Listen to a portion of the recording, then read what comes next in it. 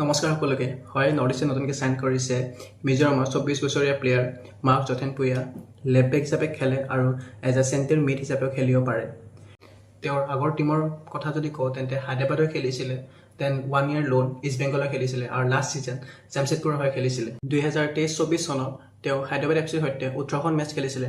তাৰে যদি আমি ডিফেন্সিভ ষ্টেটছ চাবলৈ যাওঁ তেন্তে ডুৱেলছ ওৱান 75 আপোনাৰ 18খন মেচত, তাৰপিছত এৰিয়েলছ ডুৱেল ওৱান আপোনাৰ 18খন মেটছত, তাৰপিছত টেকেলছ 32 আপোনাৰ 18খন মেটছ, তাৰপিছত ৰিকভাৰিজ 96, যোনটো আমি যদি আপোনাৰ চামটেৰ সৈতে তুলনা কৰিবলৈ যাওঁ, চামটেৰ এইটো লাষ্ট ছিজন 11খন মেচ খেলিছিলে, তাতে ৰিকভাৰিজ আছিলে 17, টেকেলছ আছিলে 17, তাৰপিছত এৰিয়েল ডুৱেলছ ওৱান আছিলে 8, তাৰপিছত ডুৱেলছ ওৱান আছিলে 32।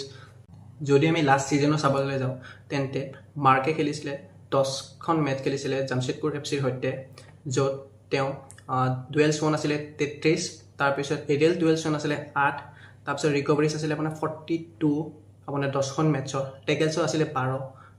চ' মই ভাবোঁ কিছুমান ইম্পৰ্টেণ্ট গেমছত য'ত টেকটিকেলি ডিফেন্সিভ অলপ খেলিব লগা হয় তাতে মাৰ্ক আপোনাৰ চামটেতকৈ বেছি ইম্পৰ্টেণ্ট বা প্ৰিফাৰেবল হ'ব।